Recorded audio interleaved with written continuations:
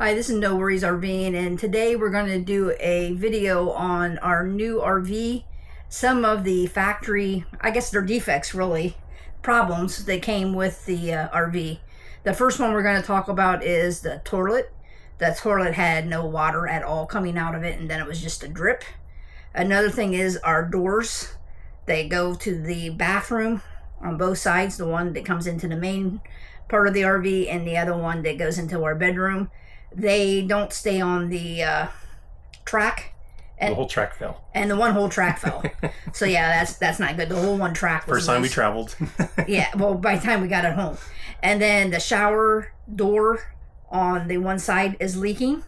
And then the last thing that we're going to do is actually install a new vent, because up on the roof, the light. So when we actually checked out the home, the trailer, when we were at the RV dealership, it looked like there was water in the light, but they said it was a defective light and they switched it out. We'll come to find out it really was water that was in it, because it's been leaking around the fan. And when Jim got up on the roof, he could see where they caulked it. And what was the other place it was leaking? It was actually leaking around the solar input gland. Yeah, but then the fan itself had all kinds of extra caulk on it. So we've decided to put in a, what's it called, the type of... It's something air. Max Air. Max Air fan. Max Air. So that's what this video is about. We hope you enjoyed it. And if you do, please subscribe. If you haven't already, give us a likes if you like the video. Thank you. Well, as we're moving into the camper, I find that the toilet here didn't want to have any water in it. At first, there's no water. Now there's just a dribble. And the sink works perfectly. See the sink? See how much better? Shower's the same way.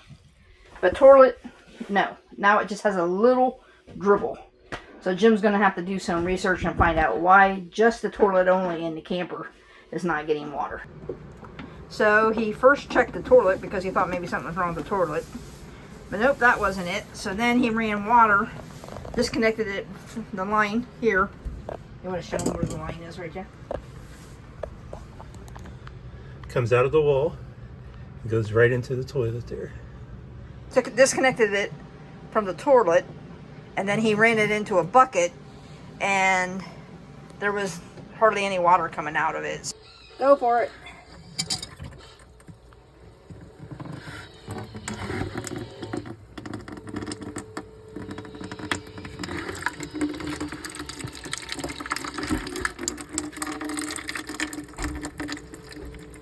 So we're like, okay, it's not the toilet, it's the water line.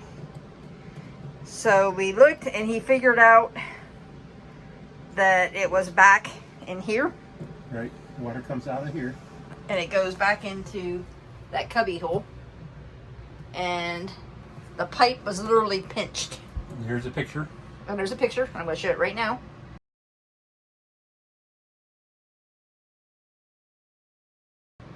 And that's what the pipe was. So that's why we were getting no water whatsoever to the toilet. So now you have shortened the water line, got the kink out, and now he's trying to rehook up the toilet with a good seal. He had it hooked up, but it was leaking. Did you put a shutoff valve on it too? No. No, you didn't? You talked about doing that. We looked for one, we couldn't find one. Oh, you couldn't find one? Not for this type of plumbing. Okay. So anyways, we'll show you when he gets it fixed. Oh, we got water coming through now, which we did not have before. Cool beans. So you don't expect to get a brand new camper and to have a kink in the hose line. This sliding door here keeps popping off of the track as we're moving. Comes off every time. See that? So there's a track it's supposed to ride on. But at least the top up here has stayed on. They've actually caulked it or glued it. But it stayed on really well. If you go to the back door where the bedroom is, you can see it just basically came off. And the whole track, there's no glue up there to hold it or anything. And it's loose. and you can see that it's loose. It's come off the screws that's holding it up to the ceiling, the roof. There's probably a 2x4 or something up there above that it's going into, which is great, but the screws have come out. I went to a local hardware store. It's an Ace Do It Best. These are the screws that it takes. They call these pocket hole screws because they have a flat head. They're 3 inches long wood screw with a square bit drive. And of course, nobody's got any of those in stock. So I found some 3-inch sheet metal screws and some 2.5-inch cabinet hanging screws. So I'm going to try that. And also got some Gorilla Grip construction adhesive I'm going to put behind it. If I can get it up there, I'll put this on, help hold it too. Anyway, this one I'm going to try to fix right now.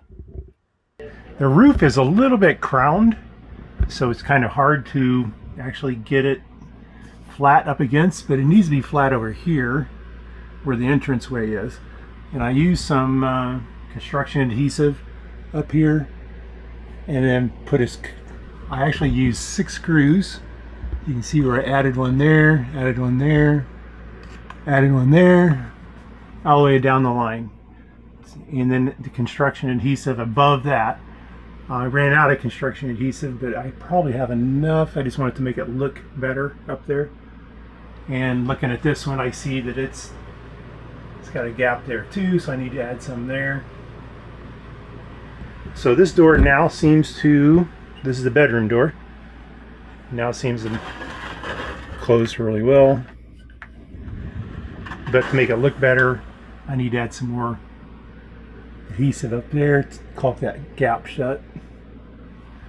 And this one out here, all I need to do is adjust the bottom so that the door will be sitting on the rollers.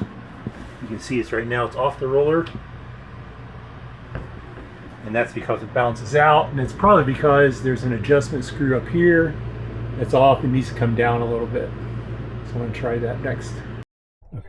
First he tried adjusting the screws, and you did adjust it to the old rollers that were on here, but it still wanted to come off when we traveled. So you came up with this new idea, and you can show them. I found some of these barn door rollers like this on Amazon, and I added 2 of them to each door. And you can adjust these so that the door actually kind of hangs on the roller, but it's got a it actually supports it as you're traveling. And you know how many potholes there are on the roads nowadays. That support was really needed. So this seems to work really good now. And these are just barn door rollers that I found on Amazon. I'll try to put the link in the description. But they seem to work pretty good. I did this onto this door as well as the door back here in the bedroom. It has the same sliding door. So I added that too. Isn't there an adjustment spring up here too? And there's an adjustment screw you can actually adjust up here.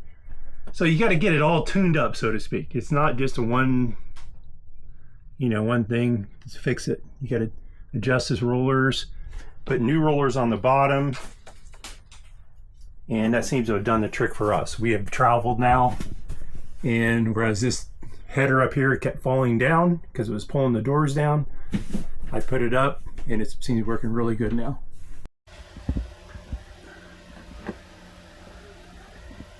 Got some water coming out of our shower. Goes up to this. We finally got the shower door to stop leaking. This door is one of these ones that rolls across, rolls out.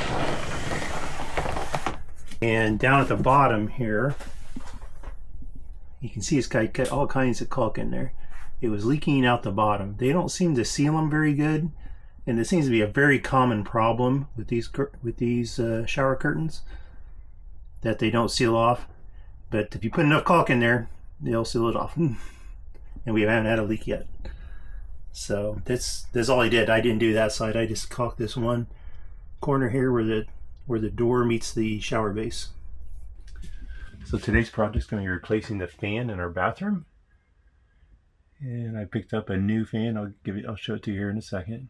But the first thing before you even want to mess with the other fan is to unwire the existing fan. So when you pull it up, take all the screws off up there, you pull it up, it's not wired in.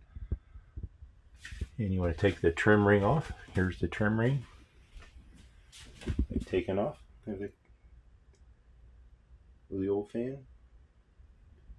We're going to see, we may not, probably aren't going to use it, the trim ring, but we'll see. So you take the old trim ring off and this is what you end up with. And this side here is the wires. And I took a picture of how it was wired in. The black goes to the yellow.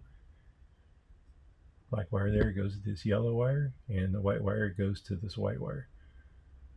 So that's how the old one was wired, and that's how the new one will get wired too. So they do leave you, looks like a lot of extra wire to work with, which is great. Just have to reconnect them all.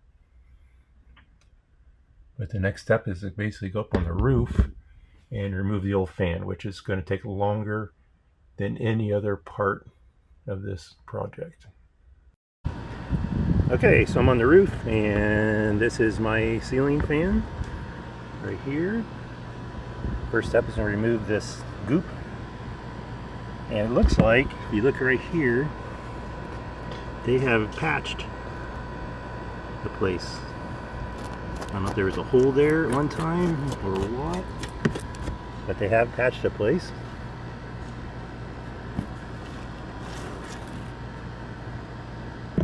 This is the fan that I got. It's a Max Air Deluxe. The model is 6200. And even though it shows on the outside a remote and all these features on the remote, you have to read here. It says remote control not included. So it's a model 6200, which is really the one I wanted. It's got 10 speeds. And it's got a temperature control, and you can run this one in the rain. It doesn't hurt it. So it's something you can leave on all the time if you really wanted to. But their model numbers, it's really interesting. The model numbers they have, they're kind of confusing. I got the 6200 here in the middle. Smoke, 10-speed manual. It's got a thermostat. Fits in most ceiling fans. And you can reverse the fan on it. But their numbering system really makes no sense because the 5100 is basically the same as the 6200, except one is white and one is smoke.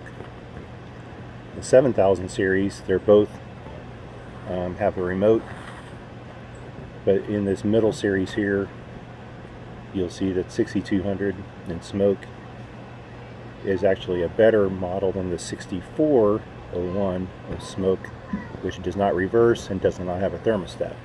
So their model numbers are really confusing, but don't worry about that. Anyway, I just got the 6200 in smoke.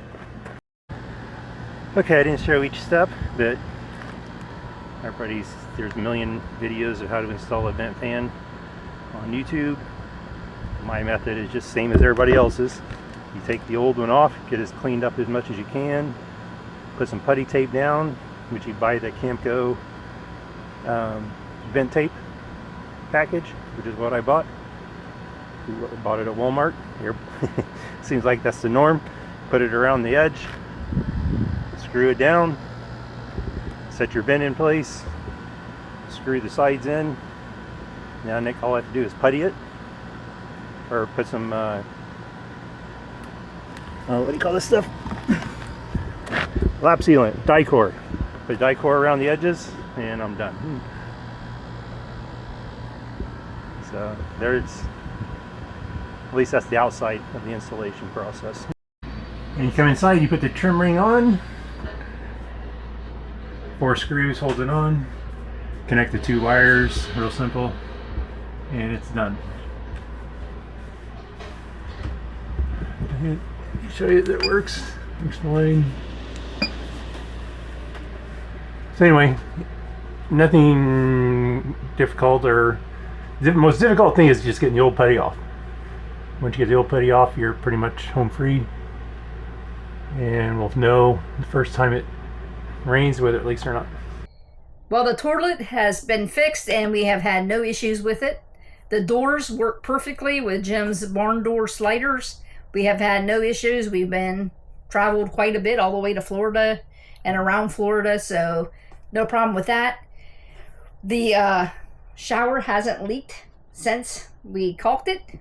Jim caulked it. I'm the mouse in his pocket. And then lastly, the fan. It definitely was leaking around the fan and the solar gland thing that you said. Right. So it was cracked. The solar gland was actually cracked. But it was also leaking around the fan, and we have not had any issues since he put the new fan in. So we hope you enjoyed this video. If you did, give us a like I asked in the beginning. And thank you for watching. If you have any comments, if you got a new RV and what was wrong with yours, I mean, it's automatically there's going to be a few little things you're going to have to tweak when they come from the factory. Although I've never seen a pipe actually crimped that bad because it was of what they actually installed. crimped. Yeah, it was totally crimped. So thank you again for watching. Have a great day.